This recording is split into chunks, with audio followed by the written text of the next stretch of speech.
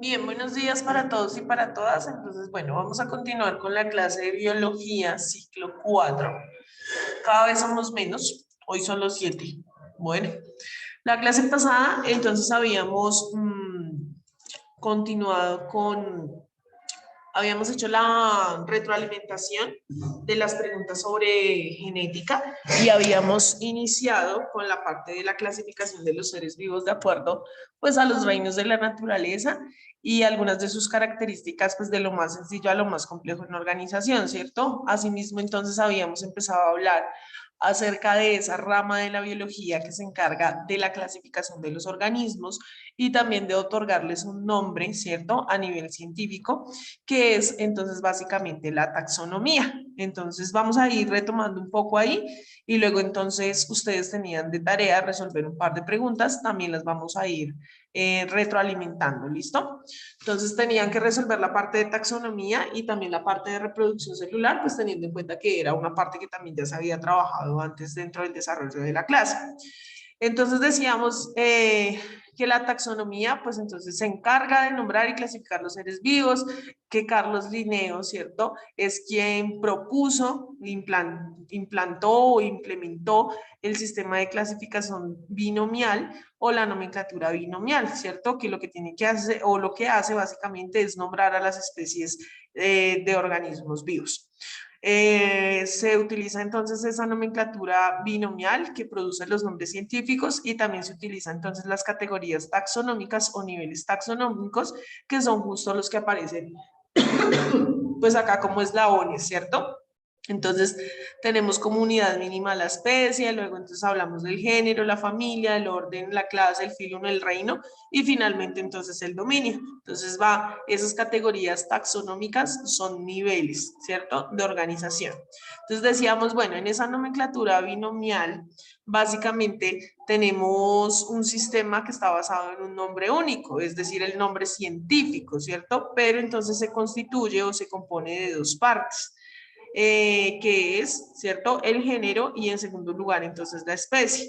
La primera letra del género, entonces, va en mayúscula y el resto sí va en minúscula, ¿cierto? Pero se deben escribir, entonces, en letra cursiva. El idioma usado, entonces, es el latín o algunas palabras precisamente latinizadas, ¿cierto? Entonces, es decir, que para iniciar esto está compuesto de dos palabras, que es el género y la especie, ¿cierto? Luego, entonces, haciendo referencia a esas categorías taxonómicas, pues la clasificación establece una serie de grupos, ¿cierto? O niveles en una disposición jerárquica. Es decir, vamos de lo mínimo, precisamente, subiendo de nivel hacia lo más complejo, ¿cierto? Entonces, ¿quién es la unidad mínima o fundamental? Lo que denominamos especie. Y entonces, pues es definida precisamente, ¿cierto?, ese concepto de especie como un conjunto de poblaciones naturales cuyos individuos tienen unas características semejantes que, pues a nivel estructural, a nivel funcional, pero sobre todo, si son individuos de una misma especie, pues pueden reproducirse entre ellos, básicamente, ¿cierto? Entonces esa es la característica o la definición biológica de una especie. Entonces son individuos que pertenecen a una misma especie, aquellos que comparten características estructurales, funcionales, pero adicional a eso, pues se pueden reproducir entre ellos, ¿cierto? Básicamente. Entonces, por ejemplo, en ese proceso de la especie se conoce como nombre vulgar o como un nombre común, ¿cierto? Y tenemos entonces un nombre científico. Acá simplemente hay un ejemplo como ahí para revisar. Luego, entonces hablamos del dominio, que son categorías taxonómicas, ¿cierto? Donde el criterio de clasificación tiene en cuenta entonces el tipo de célula que conforman los organismos, ¿cierto? Entonces hay organismos que sabemos que son procariotas, es decir, que no tienen núcleo, ¿cierto? Sin carioteca, no tienen núcleo, y pertenecen a esa clasificación, entonces todos los organismos del reino Monera, que habíamos revisado entonces la clase anterior. También entonces está el dominio eucaria, que precisamente son organismos, ¿cierto? Que sí presentan núcleo, ¿listo? Que sí presentan carioteca, básicamente. Pertenecen entonces a esa clasificación el resto de reinos, el reino protista, el reino fungi, el reino planta o reino vegetal y el reino animal. ¿Listo? Eso para el dominio. Luego, entonces mencionábamos que efectivamente hay, digamos, dos teorías, por decirlo así, ¿cierto? Donde, Andrés, dime.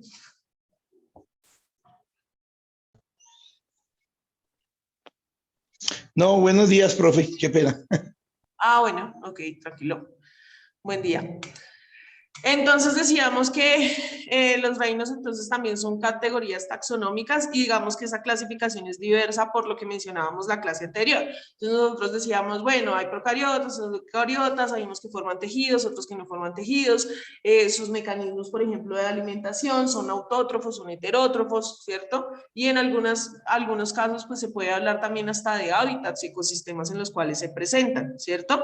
Entonces cuando hablamos de esa clasificación o el sistema de los 5 reinos, son justo los que mencionábamos la clase anterior. Monera, protista, fungi, vegetal y animal, ¿cierto? En esa organización, donde hablamos entonces de bacterias y cianobacterias, de protozoos y algas, en el fungi pues específicamente de los hongos, en el reino planta ya hablamos de helechos, musgos y plantas superiores, es decir, que tienen una raíz, un tallo, unas hojas, una flor, una semilla, digamos una organización un tanto más compleja y además pues hacen fotosíntesis para la obtención de su energía, ¿cierto? Y en el reino animal pues también habrán estructuras distintas, mucho más distintas y mucho más diversas, ¿cierto? Entonces habrán algunos que nos podemos clasificar, por ejemplo, vertebrados o invertebrados, también por mecanismos de alimentación. Herbívoros, carnívoros. Valentina, micrófono cerrado, por favor. Si necesitas decir algo, levantas la mano y yo te doy la palabra con mucho gusto. ¿Listo? Y está entonces también la propuesta del sistema de los 6 reinos, que es básicamente como la forma moderna y actual de clasificación de los seres vivos. Entonces, básicamente, pues lo que hace es que aparece, ¿cierto? Un reino más, ¿sí?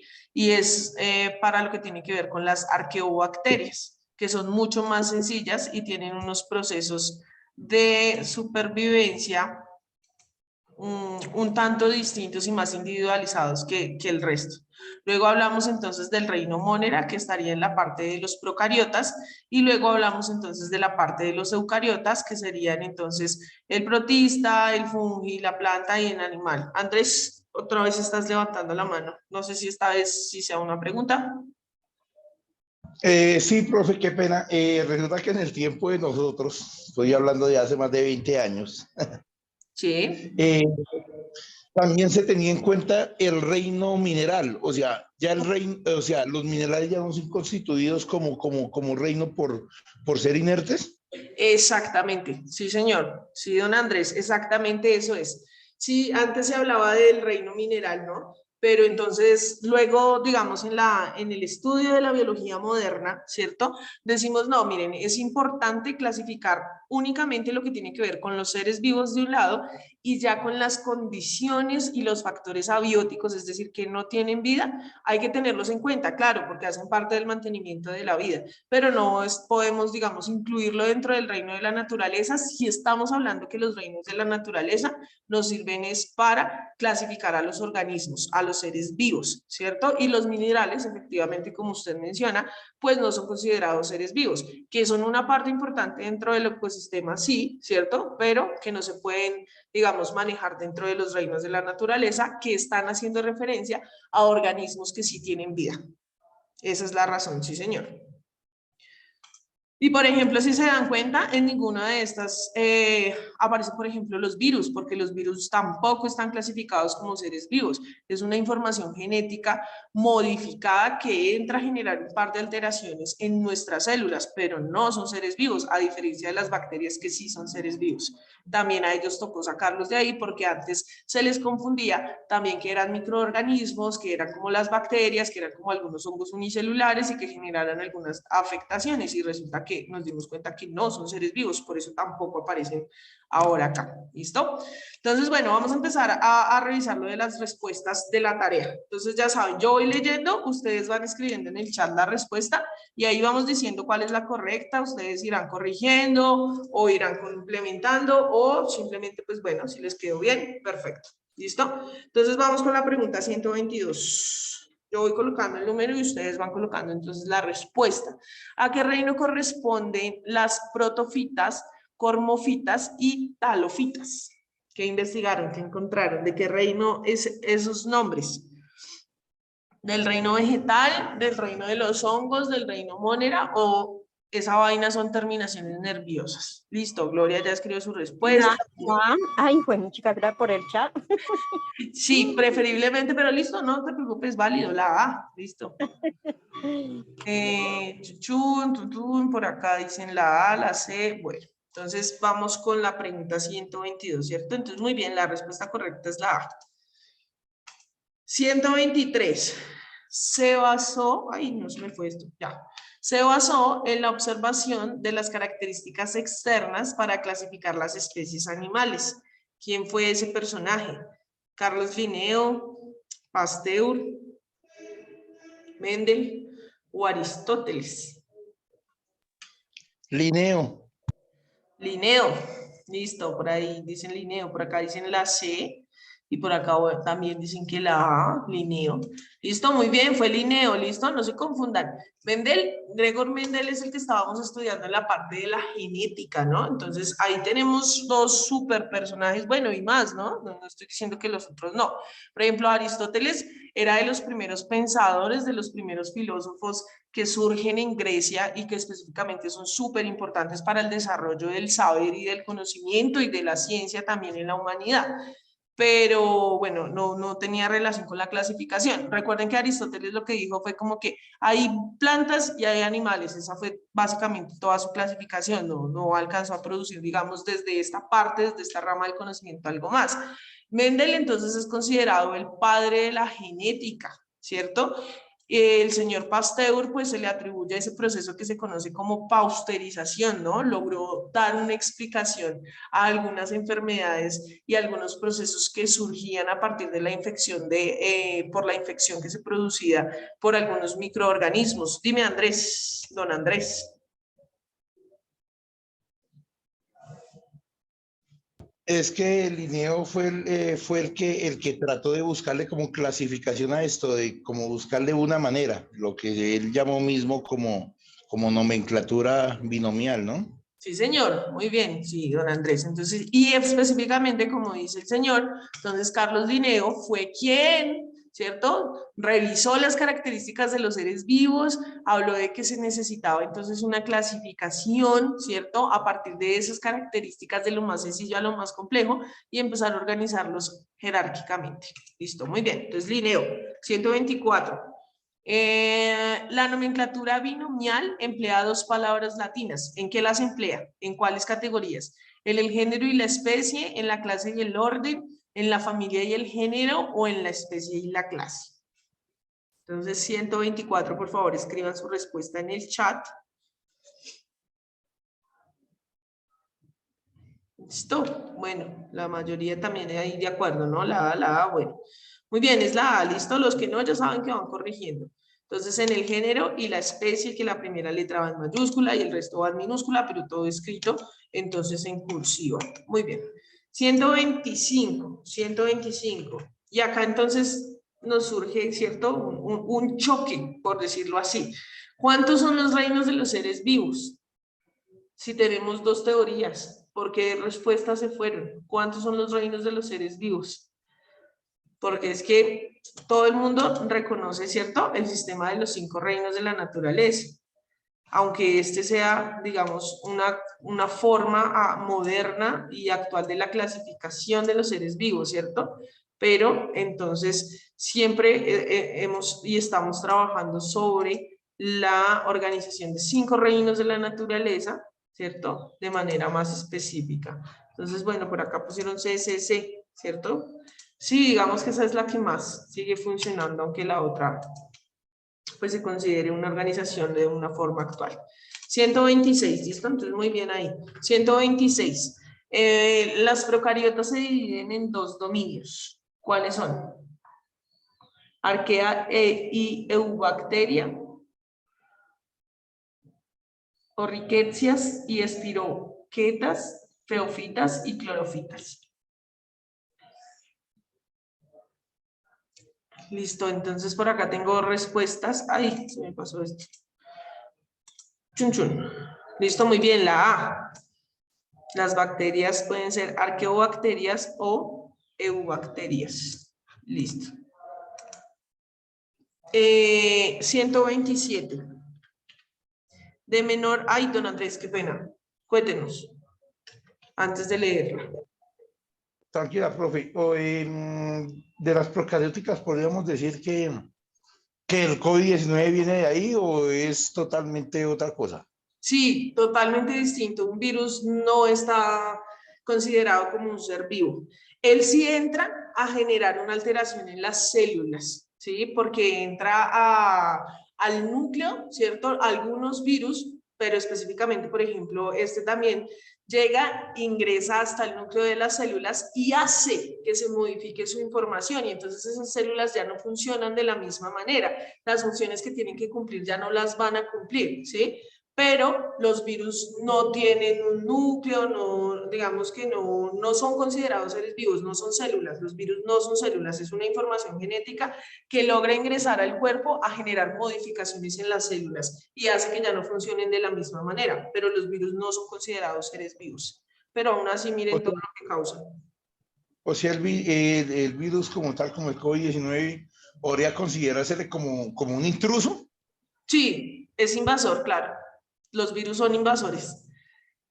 Y precisamente nuestro cuerpo realmente como mecanismo de defensa trata de defenderse. Por eso una de las recomendaciones que más se hacía desde el COVID-19 era fortalecer el sistema inmune, ¿cierto? A través de procesos de alimentación. Por eso tanto rollo con la desinfección de superficies y de los alimentos y demás, porque la parte higiénica precisamente ayuda al mantenimiento del sistema inmunitario. Entonces, porque esos intrusos, ¿cierto?, que llegan a nuestro cuerpo, pues generan una alerta y el sistema inmune trata de defenderse. Si su sistema no está preparado y no está lo suficientemente fuerte, pues ahí es donde se ocasiona un poco más de malestar. Por eso era mucho más preocupante en pacientes con comorbilidades que ya tienen unas afecciones, ¿no? Y por eso era mucho más preocupante en pacientes de edades superiores, donde pues efectivamente el sistema inmunitario y los distintos sistemas pues ya han generado un desgaste por los ciclos vitales, ¿no? Pero pues efectivamente son intrusos todos los virus. No hay... Pero, profe, es cierto de que a uno lo coge ese virus y si uno está mal alimentado o si tiene comorbilidades como cáncer, como diabetes, como hipertensión alta, ¿de verdad sí los virus como tal, sí lo cogen más de para atrás a uno con esa situación? Claro que sí, porque precisamente su sistema inmunológico no se activa, no se alarma de la misma manera y no puede generar los mecanismos de defensa que su cuerpo normalmente puede hacer. Entonces es súper importante los procesos de alimentación, por ejemplo, los procesos de mantenimiento del cuerpo a través del ejercicio y demás. Entonces el sistema inmunitario es uno de los que más necesitamos estar fortaleciendo constantemente a través, por ejemplo, de la alimentación. El consumo, por ejemplo, de frutas es súper importante. ¿Por qué? Porque las frutas son quienes o los alimentos que más contienen vitaminas. Nuestro cuerpo, vea, nuestro cuerpo le sintetiza a usted lípidos, le sintetiza proteínas, le sintetiza algunos ácidos, pero su cuerpo no le sintetiza vitaminas. Usted las tiene que adquirir a través de la alimentación.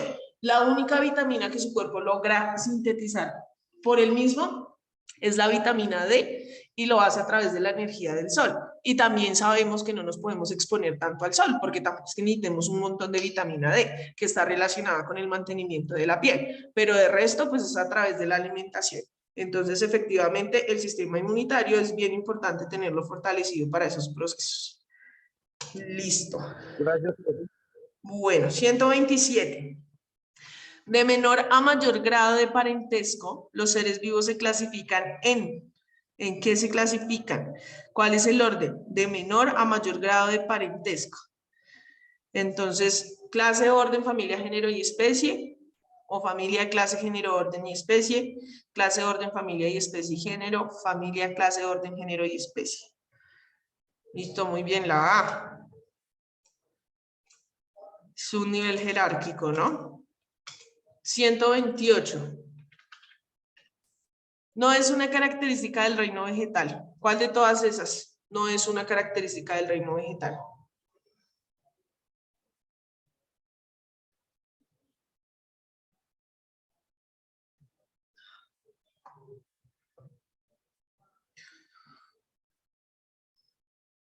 ¡Wow! Estoy sorprendida. Pero bueno, también es chévere esto porque ahí vamos saliendo de pronto de algunas ideas. Entonces, miren, la mayoría, pues todos en el chat dicen que la D. Esa no es la respuesta correcta. ¿Listo? Porque la D dice, se reproducen sexual y asexualmente. Dice, no es una característica del reino vegetal. O sea que las plantas no se reproducen sexual ni asexualmente, pues resulta que sí, las plantas se pueden reproducir de manera sexual y de manera asexual.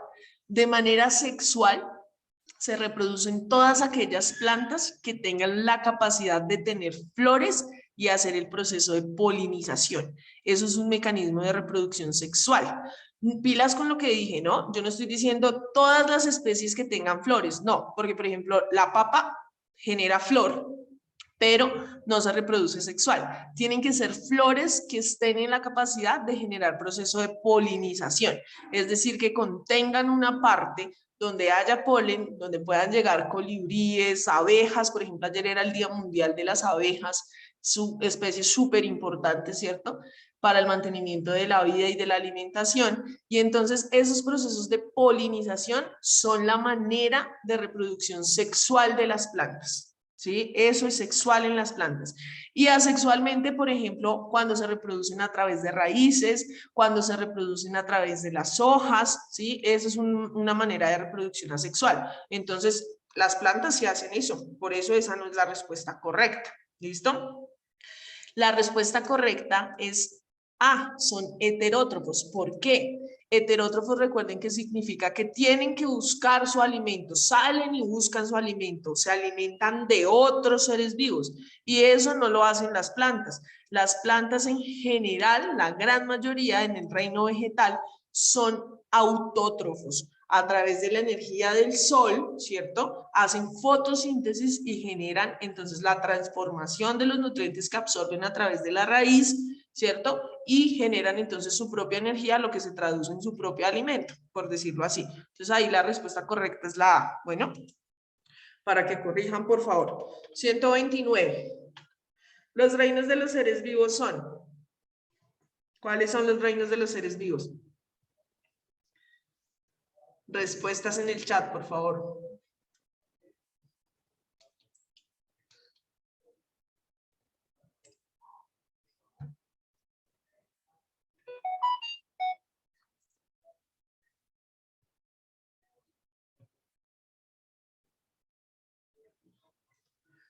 Listo, Valentina, bien. C, pilas, porque la A dice solo animal, vegetal, monera, plantas y hongos. Ah, no, mentiras. Sí. Ah, no. ¿Y acá cuál falta? Animal, vegetal. No, mentiras, es la A. Mentiras, perdón, todos. Andrés, Antonia. Andrés, de nuevo. ¿Listo? Sí, es la A, es la A. Animal, vegetal, monera, plantas y hongos. ¿Listo? Porque aquí protistas, los protistas no. Ah, no, mentira, sí, ahí lo que falta. Yo es que, perdón, ya. Perdón, estoy dudando hasta de mi existencia hoy. No, no, no. Acá hace falta. Porque es que acá se está repitiendo vegetal y plantas. ¿Listo? No, pilas, Valentina. Sí, sí, sí, Valentina tiene todas las razones. La C. ¿Listo? Ahí dudé por la diferenciación. Pero entonces está el reino animal, está el reino vegetal, está el reino monera, está el reino protista y el reino de los hongos, ¿listo? Porque no es la A, porque vuelvo y les digo, se está repitiendo vegetal y plantas, hace referencia a lo mismo. Entonces no es la A, ¿listo? Es la C. La C, por favor, corrijan ahí. La C y muy bien, Valentina. 130. 130. Ciencia que proporciona las reglas y los procedimientos para la clasificación de los seres vivos. 130. Ciencia que proporciona las reglas y los procedimientos para la clasificación de los seres vivos. Listo, la taxonomía, justo lo que estamos viendo, ¿no? Es una rama precisamente de la biología. La taxonomía se encarga de clasificar a los seres vivos. 131. Ahí, el sistema de clasificación se fundamenta en el trabajo propuesto por. Se puede decir que está un tanto repetida, ¿no? ¿Por quién fue entonces? Por Linneo, ¿cierto? Definitivamente Linneo. Está repetida un poco esa pregunta. 132. La mayoría de las filogenias actuales son completas, concisas, abstractas, incompletas.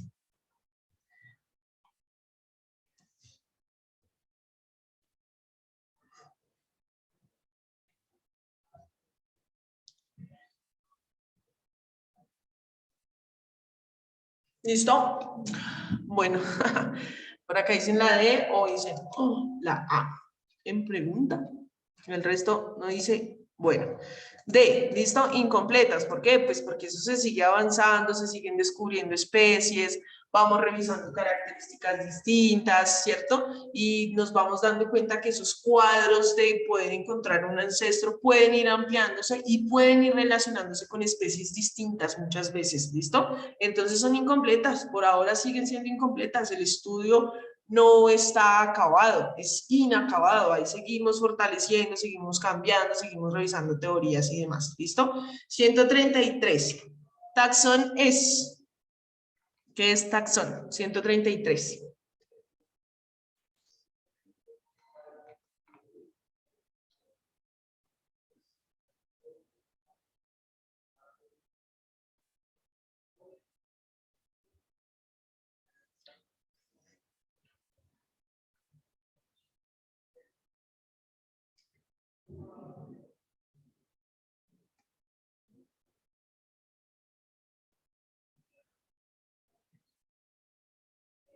Bueno, solo tengo una respuesta, el resto no sé qué pasó. Pero, entonces, bueno, la señora Antonia dice la categoría de una familia. Entonces, si miramos acá, en las categorías no hay ninguna que diga taxón, ¿cierto? Entonces, digamos que esa es la razón por la cual no es, ¿listo? Entonces, aquí en la 133, lo que podemos decir es que se llama taxón o categorías taxonómicas, ¿listo? Entonces, cada una de esas categorías, más bien, no es la categoría de una familia como tal, sino cada una de esas categorías, ¿listo? Entonces, en la 133 es la D. 134, 134. El sistema que empleamos para clasificar está basado en...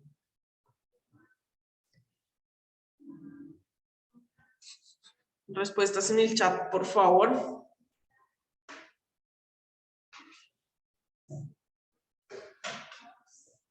...134...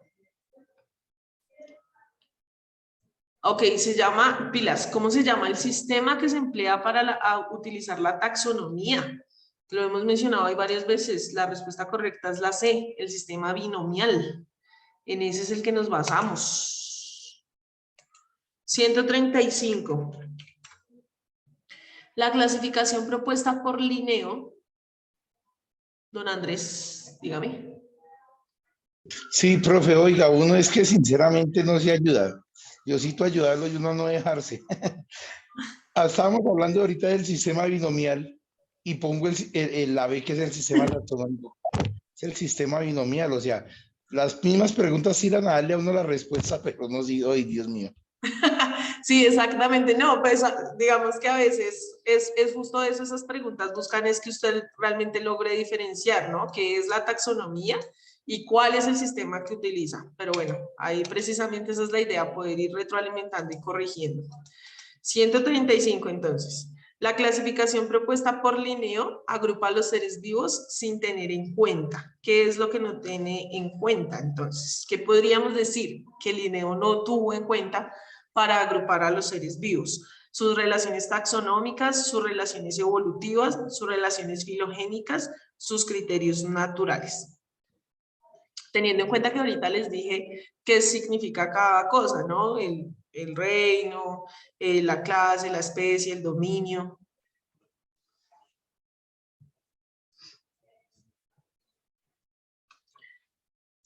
Uy, ¿y ahora qué pasó? Ni una sola respuesta. Escriban su respuesta en el chat. No importa si nos equivocamos, ahí vamos corrigiendo.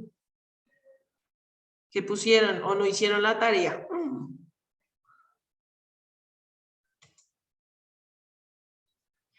Bueno, pilas que dice, la clasificación propuesta por Linneo agrupa a los seres vivos sin tener en cuenta, porque dicen sus relaciones taxonómicas, si justo eso es lo que ha propuesto Linneo, una relación taxonómica, unas categorías taxonómicas. Entonces, ¿qué es lo que no tuvo en cuenta Linneo? Por ejemplo,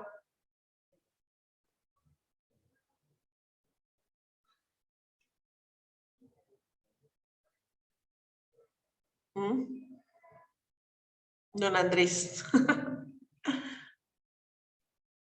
cuéntenos. Sí, profe, lo que pasa es que una mala comprensión de lectura, pero yo creería que son las relaciones evolutivas, o sea, tanto Linneo estudió el sistema de clasificación de los seres vivos, pero yo creo que eh, lo de lo evolutivo ya tuvo que ver más con Darwin, lo que hizo Darwin. Bien, sí, muy bien. Exactamente, esa es la respuesta correcta. B. Y efectivamente, como dice don Andrés, quien propone, y ya mucho después de Linneo, quien propone el proceso de evolución es el señor Charles Darwin. ¿Listo? Muy bien. Sí, a veces como que es un proceso de lectura. Creo que estoy de acuerdo con eso. 136. La filogenia establece la historia evolutiva de una especie, comenzando en su origen y finalizando en la especie, recorriendo todos los parentescos de esa especie, comenzando por la familia y recorriendo los seres vivos hasta la especie, o comenzando en ella y recorriendo todos los eslabones hasta su origen. 136, ¿qué dirían? Si es una historia evolutiva. O sea, digamos que no evolutiva desde la parte de la evolución, sino en el orden, ¿no? La filogenia establece la historia evolutiva de una especie. ¿De qué manera? ¿Será comenzando en su origen y finalizando justo en esa especie? ¿O recorriendo todos los parentescos de esa especie? ¿O comenzando por la familia y recorriendo los seres vivos hasta la especie? Se empieza con esa familia, después se va para todos los seres vivos y termina en la especie. ¿O comienza, ¿cierto?, con la especie y dice, bueno, esta especie tiene unos eslabones de aquí, aquí, allá, tan, para encontrar el origen? Bueno, ya tengo por acá dos respuestas. Y el resto, tenemos que avanzar, compañeros y compañeras. La D, listo, comienzo con esa especie. Yo digo, bueno, esta especie ¿qué es? ¿Qué características tiene? ¿Qué organización tiene? A nivel estructural, a nivel funcional, a nivel de reproducción. ¿Y para dónde voy? Pues bueno, ¿de qué manera los puedo relacionar? ¿Cuáles eslabones? ¿Qué categorías taxonómicas se relacionan y demás? Para poder establecer ¿qué? Pues su origen. ¿Listo? 136. Hasta ahí, entonces iba la parte de taxonomía, ¿cierto? Ya, ahí termina parte de taxonomía. Pero entonces recuerden que también había que trabajar entonces la parte de reproducción celular, ¿no? De la pregunta 137 a la 160. Entonces también de una vez vamos a empezar a corregirlas hasta donde alcancemos, ¿listo? Hasta donde alcancemos y si no, pues nada, terminamos dentro de 8 días. Entonces 137. ¿Qué ventajas presenta la reproducción sexual? Mayor número de descendientes, aumento de la variabilidad genética o un aumento de la información genética de los descendientes. ¿Qué dirían ustedes? ¿Cuál es la ventaja de la reproducción sexual?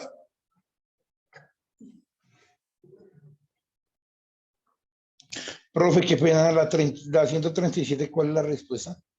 Ahí vamos. O sea que usted no hizo la tarea, don Andrés. No, profe, yo hice hasta la 130. Bueno, no se preocupe.